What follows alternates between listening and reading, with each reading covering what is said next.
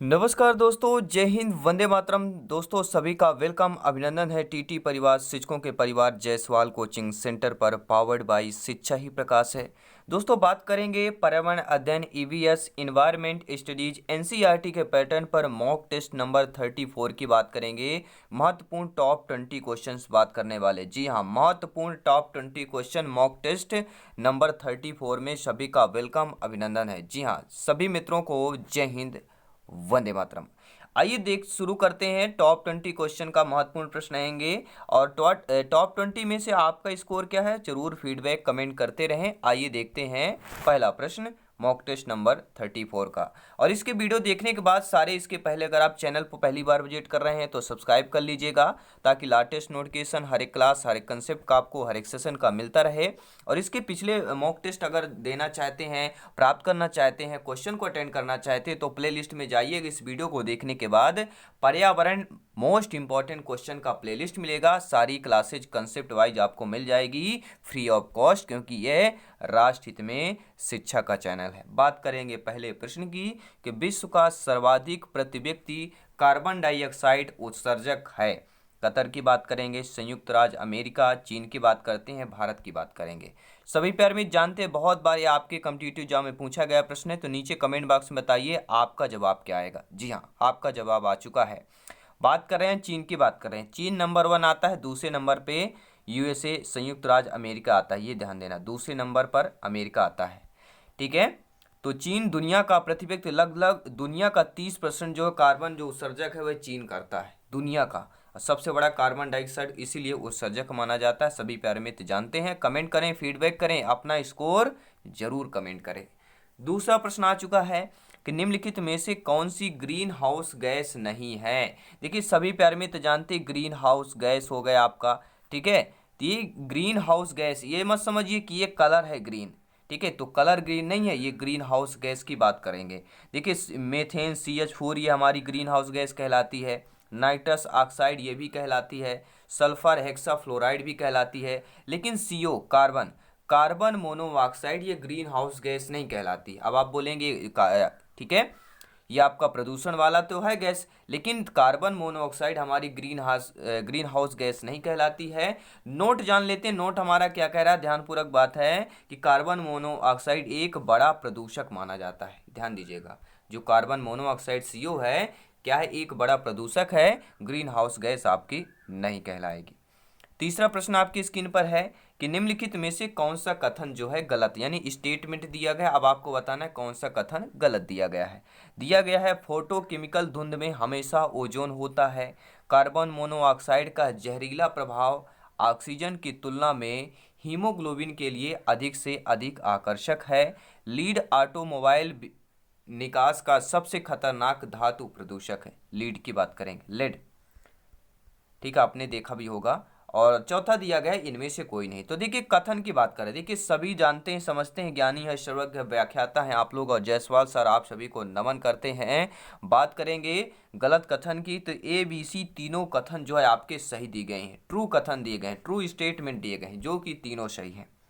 तो इनमें से कोई नहीं। जी हाँ, बात करेंगे चौथे प्रश्न की। कमेंट करें, फीडबैक करें, आंसर अपने बॉक्स में, कमेंट बॉक्स में कमेंट करें।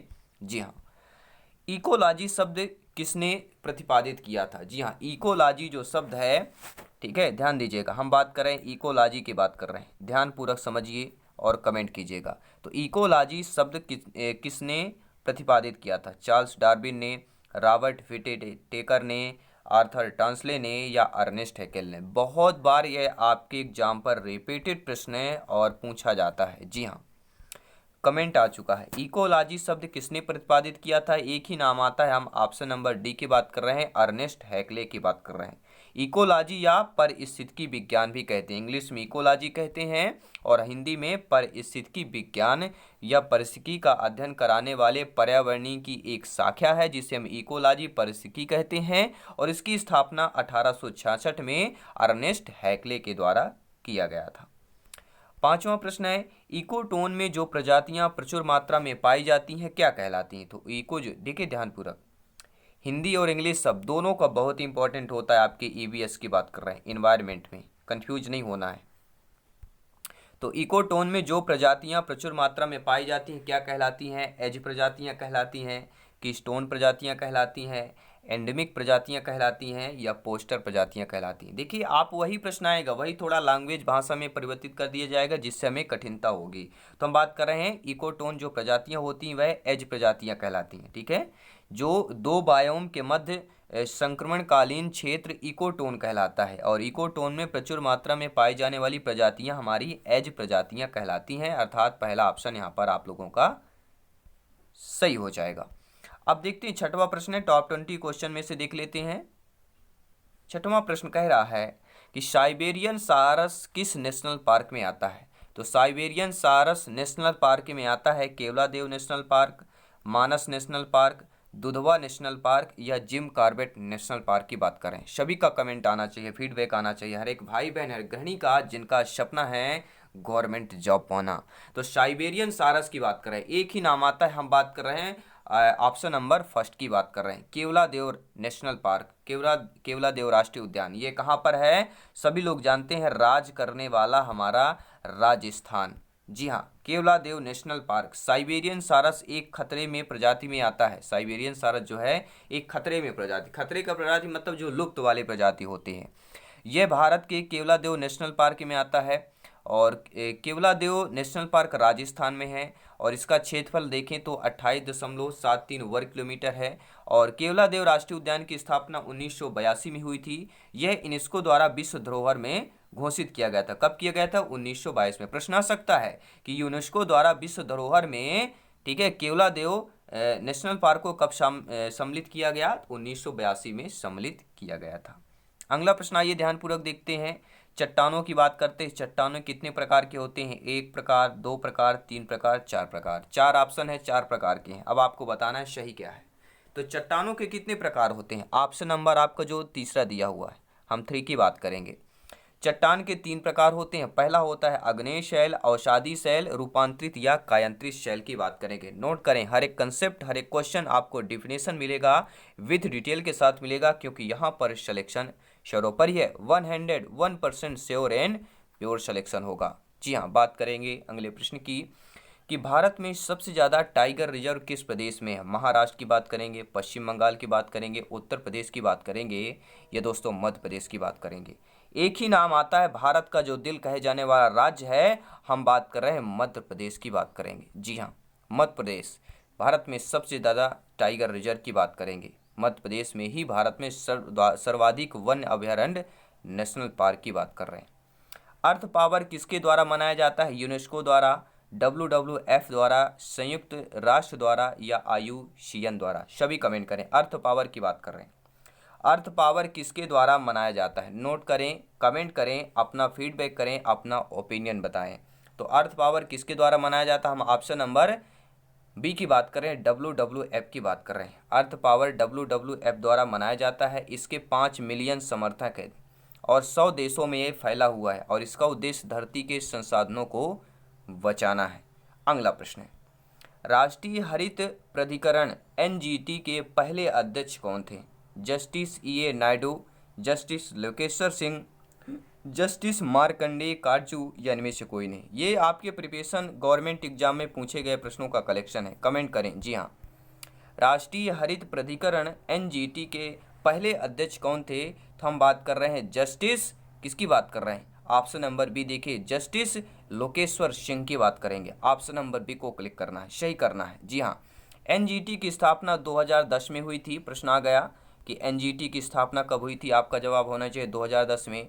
या सकता है राष्ट्रीय हरित प्राधिकरण की स्थापना कब हुई थी? तो 2010 में हुई थी, और इसके पहले अध्यक्ष कौन बने थे? जस्टिस लोकेश्वर सिंह बने थे। ये आपको ध्यान देना है। अगला प्रश्न है कि हाइड्रोपोनिक्स किसके संबंधित है? तो हाइड्रोपोनिक्स जो होता है ये पौधों की बहुत सी संस्कृत से संबंधित है, जल संरक्षण के संबंधित है, पर्यावरण संरक्षण के, या सब्जियों के अध्ययन से संबंधित है। तो ध्यान दीजिएगा, 11वें नंबर प्रश्न क्या कह रहा है? बहुत ही इंपॉर्टेंट प्रश्न है। हर एक प्रश्न इंपॉर्टेंट होता है, क्योंकि सिलेक्शन सर्वोपरि होता है। सिलेक्शन चाहना है तो कोई भी क्वेश्चन हो, फटाफट कमेंट करें, फीडबैक करें, उस क्वेश्चन को डिफिनेशन की, ठीक है, जानने की कोशिश करें। और डिफिनेशन के साथ हर क्वेश्चन अगर अच्छा होता है तो वो जान ली प्रिपरेशन आपका बहुत ही हेल्पफुल होता है, बहुत ही ज़्यादा जोरदार आपका प्रिपरेशन होता है। तो हाइड्रोपोनिक्स किससे संबंधित हो जाएगा, तो हम बात करें पौधों की बहुत सी सांस्कृतिक से। हाइड्रोपोनिक्स जो होता है ये पौधे की एक प्रजातियों से संबंधित, इसलिए पौधों की बहुत सी संस्कृति की बात कर देंगे। अगला प्रश्न है, जवाई के जंगल किस प्रदेश में है दोस्तों, हम बात करें राजस्थान, उत्तर प्रदेश, मध्य प्रदेश, बिहार की बात करेंगे। अब आपका कमेंट क्या कहता है, चार ऑप्शन, चार राज्यों के नाम दिया गया है, चार में से इसमें आपका कौन सा फ्लिप करेंगे। जवाई के जंगल राजस्थान, उत्तर प्रदेश, मध्य प्रदेश, बिहार की बात करेंगे। एक ही नाम आएगा, एक ही ऑप्शन आएगा और एक नंबर कन्फर्म होगा। हम जवाई से जा और राजस्थान की बात करेंगे। जवाई के जंगल राजस्थान में है, जो पाली जिले में आते हैं, ध्यान दीजिएगा। एक आपका जवाई का क्या बोलते हैं, एक नहर या ऐसा कुछ नदी वगैरह भी है, बांध, सॉरी, जवाई पाली का बांध भी एक प्रसिद्ध है आपका, ध्यान दीजिएगा। और इन्हें क्या है, कंजर्वेशन रिजर्व स्टेट मिला हुआ है, किसे, जवाई के जंगल की बात करेंगे, राजस्थान की बात करेंगे। कंजर्वेशन रिजर्व स्टेट की बात करें, किसको मिला है, जवाई के जंगल की बात कर रहे हैं। अगला प्रश्न है, निम्नलिखित में से क्या जलवायु परिवर्तन पर एक्शन प्लान का हिस्सा नहीं है, नेगेटिव है, नकारात्मक प्रश्न है, ध्यान दीजिएगा। जलवायु परिवर्तन पर एक्शन प्लान जो होते हैं उसका हिस्सा नहीं है। राष्ट्रीय जल मिशन, प्रदूषण नियंत्रण के लिए राष्ट्रीय मिशन, सतत कृषि के लिए राष्ट्रीय मिशन या सतत आवास के लिए राष्ट्रीय मिशन। आपका कमेंट, आपका फीडबैक, आपका ओपिनियन क्या कहता है कि जलवायु परिवर्तन में एक्शन प्लान का जो हिस्सा होता है वो राष्ट्रीय जल मिशन होता है, सतत कृषि के लिए राष्ट्रीय मिशन होता है, सतत आवास के लिए राष्ट्रीय मिशन होता है। लेकिन जो ऑप्शन नंबर बी दिया गया है कि प्रदूषण नियंत्रण के लिए राष्ट्रीय मिशन, ये जलवायु परिवर्तन का एक्शन प्लान नहीं होता है। According to question, right option number B option correct answer.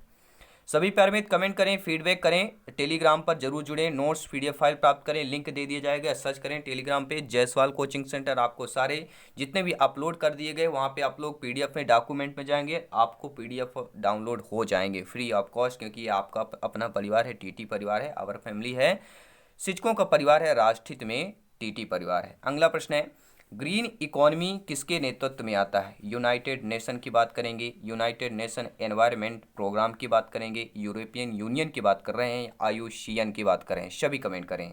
Green economy की बात कर रहे हैं, किसके नेतृत्व में होता है, एक ही नाम आता है, हम बात करें ऑप्शन नंबर, ध्यान दीजिए, ऑप्शन नंबर किसकी बात कर रहे हैं, ऑप्शन नंबर बी की बात कर रहे हैं। ग्रीन इकोनॉमी का जब भी नाम आता है यूनाइटेड नेशन एनवायरमेंटल प्रोग्राम की बात कर रहे हैं। जी हाँ, यूनाइटेड नेशनल एनवायरनमेंट प्रोग्राम की बात करेंगे, यूएनईपी की बात कर रहे हैं। Green economy United Nation environmental programme UNEP के नेतृत्व में आता है। अगला प्रश्न है 15 नंबर है, इसके बाद 5 महत्वपूर्ण लाजवाब प्रश्न बचेंगे, क्योंकि ये 30 नंबर 4 जो मॉक टेस्ट है टॉप 20 क्वेश्चन लेकर आए हैं और 20 में से आपका स्कोर क्या है आप लोग तय करेंगे, आप लोग कमेंट करेंगे, आप लोग फीडबैक करेंगे। बात करेंगे 15 क्वेश्चन की, 15वें प्रश्न की, कि पर्यावरण अधिनियम 1986, पर्यावरण अधिनियम 1986 के अंतर्गत कार्य करते हुए भारत सरकार ने किस प्रदेश में सर्वाधिक पर्यावरणीय संवेदनशील जगहों की खोज की है। महाराष्ट्र की बात कर रहे हैं, मध्य प्रदेश की बात करें, उत्तर प्रदेश की बात करें या बिहार की बात करें। तो पर्यावरण अधिनियम जो 1986 आया है उसके अंतर्गत कार्य करते हुए भारत सरकार ने जिस प्रदेश में सर्वाधिक पर्यावरणीय संवेदनशील जगह की खोज की है वह हम बात कर रहे हैं महाराष्ट्र की बात करेंगे। सभी नोट करें, संवेदनशील जगह की बात करेंगे, महाराष्ट्र की बात कर रहे हैं। अगला प्रश्न है, लाजवाब प्रश्न है, 5 प्रश्न और बचे हैं, सभी कमेंट करें। हम बात करें दोस्तों विक्रमशिला गंगा डॉल्फिन अभयारण्य किस प्रदेश पर है। जी हाँ, उत्तर प्रदेश, बिहार, पश्चिम बंगाल, असम की बात करेंगे, सभी कमेंट करें। विक्रमशिला गंगा डॉल्फिन अभयारण्य किस प्रदेश पर है, एक ही नाम आता है, हम बात करें ऑप्शन नंबर बी की बात करें। नोट करें, कोई भी डाउट हो कमेंट करें, फीडबैक करें। विक्रमशिला गंगा डॉल्फिन अभयारण्य आपके बिहार की बात करेंगे। जी हाँ, गंगा की डॉल्फिन की सुरक्षा के लिए बनाया गया था और गंगा की डॉल्फिन भारत का राष्ट्रीय जलीय जीव है, ध्यान दीजिएगा। जो डॉल्फिन है यह भारत का राष्ट्रीय जलीय जीव भी है आपका। अगला प्रश्न, निम्नलिखित में से प्रोटोकॉल में से कौन सा एक्सेस और बेनिफिट शेयरिंग, ये जिसे हम एबीएस की बात कर रहे हैं, एबीएस तंत्र से संबंधित है। एक बार रिपीट करूंगा, इनमें से कौन सा जो है प्रोटोकॉल में से कौन सा एक्सेस और बेनिफिट शेयरिंग एबीएस तंत्र से संबंधित है। Kyoto protocol, Nagoya protocol, Montreal protocol या जिनेवा प्रोटोकॉल। देखिए 2-3 क्योटो और मॉन्ट्रियल जो प्रोटोकॉल है बहुत बार पूछा गया आपके, और जिनेवा प्रोटोकॉल भी पूछा जाता है। तो आपका जो ऑप्शन नंबर बी की बात करेंगे, ठीक है। एक्सेस और बेनिफिट शेयरिंग या एबीएस तंत्र आपके नगोया प्रोटोकॉल से संबंधित की बात करेंगे, ठीक है। बेनिफिट यानी नगोया की बात करेंगे, जी हाँ, एबीएस की बात करेंगे। और 29 अक्टूबर 2002 को यह हस्तांतरित भी हुआ था, ठीक है। आई थिंक आप लोग समझ गए हैं। आइए देखते हैं अगला प्रश्न। किस शहर को टाइगर गेटवे ऑफ इंडिया कहा जाता है? टाइगर गेटवे ऑफ इंडिया कहा जाता है भोपाल को, नागपुर को, मैसूर को, लखनऊ को। सभी कमेंट करें, फीडबैक करें। जिनका सपना है अध्यापक अध्यापिका बनना, शिक्षक बनना, जायसवाल सर सभी का वेलकम, अभिनंदन, स्वागत करते हैं। बात करेंगे टाइगर गेटवे ऑफ इंडिया की बात करें, एक ही नाम आता है। महाराष्ट्र का जो नागपुर शहर है, ध्यान दीजिए, महाराष्ट्र का जो नागपुर शहर है इसे टाइगर गेटवे ऑफ इंडिया कहा जाता है। नोट करेंगे। अगला प्रश्न, 2 प्रश्न और महत्वपूर्ण लाजवाब बचे हुए हैं, आइए कंप्लीट कर लेते हैं। अब आपको देखिए निम्नलिखित पर ध्यान देना है। ध्यान हमें क्या देना है कि अंतर्राष्ट्रीय जैव विविधता की बात कर रहे हैं, सभी नोट करें। अंतर्राष्ट्रीय जैव विविधता दिया गया है, अंतर्राष्ट्रीय चावल अनुसंधान केंद्र दिया गया है, अंतर्राष्ट्रीय मक्का गेहूं सुधार केंद्र दिया गया है, और ये बताना ये क्रमशः किस देश की बात करेंगे। अंतर्राष्ट्रीय जैव विविधता, अंतर्राष्ट्रीय चावल अनुसंधान, अंतर्राष्ट्रीय मक्का और गेहूं सुधार केंद्र, ये ऑप्शन दिए गए हैं। सभी लोग देखिए 4 ऑप्शन दिए गए, Italy, Philippines, Mexico, Mexico, Philippines, Italy, Philippines, Italy, Mexico, मतलब ये तीनों सही है और तीनों में क्रम बताना है। तो देखिए मैं बता देता हूँ, अंतर्राष्ट्रीय जैव विविधता की बात करें तो इटली बात करना है, अंतर्राष्ट्रीय चावल अनुसंधान केंद्र की बात करें तो फिलीपींस की बात करेंगे, और अंतर्राष्ट्रीय मक्का और गेहूँ सुधार केंद्र हम मैक्सिको की बात करेंगे। मक्का, मैक्सिको, ध्यान दीजिएगा, ठीक है। तो अंतर्राष्ट्रीय जैव विविधता का कार्यालय इटली के कहाँ पर है? रोम पर है। और अंतर्राष्ट्रीय चावल अनुसंधान केंद्र फिलीपींस, जबकि अंतर्राष्ट्रीय मक्का और गेहूं सुधार केंद्र मैक्सिको की बात करेंगे। 20 नंबर क्वेश्चन है, क्या कहता है कि जैव विविधता का अंतर्राष्ट्रीय कार्यालय कहाँ पर है? वेनिस, रोम, जिनेवा, पेरिस। ये आपके लिए होमवर्क में है, होमवर्क में है, मॉक क्वेश्चन है आपका। सभी पैरामीटर कमेंट करें, फीडबैक करके बताएंगे कि जैव विविधता का अंतर्राष्ट्रीय कार्यालय है। हम नेशनल की बात नहीं कर रहे हैं, हम अंतर्राष्ट्रीय कार्यालय की बात कर रहे हैं, ठीक है। तो किस शहर पर है आपको कमेंट करके बताना है। ये टॉप 20 क्वेश्चन आपको कैसे लगे कमेंट करके फीडबैक करके जरूर बताएं। तो मॉक टेस्ट हम 34 की बात करें, इसके पिछले मॉक टेस्ट देखना चाहते हैं, जाइए प्लेलिस्ट विजिट कीजिए, चेक कीजिए। मोस्ट इंपॉर्टेंट पर्यावरण मोस्ट इंपॉर्टेंट क्वेश्चन का प्लेलिस्ट मिलेगा। सारी क्लासेज कंसेप्ट आपको फ्री ऑफ कॉस्ट मिल जाएंगी। आराम से देखिए, जितना जब भी समय हो रिवीजन कीजिए और तैयारी कीजिए और सिलेक्शन पाइए। जल्दी मिलते हैं नेक्स्ट क्लास पर। जय हिंद, वंदे मातरम, धन्यवाद सभी का।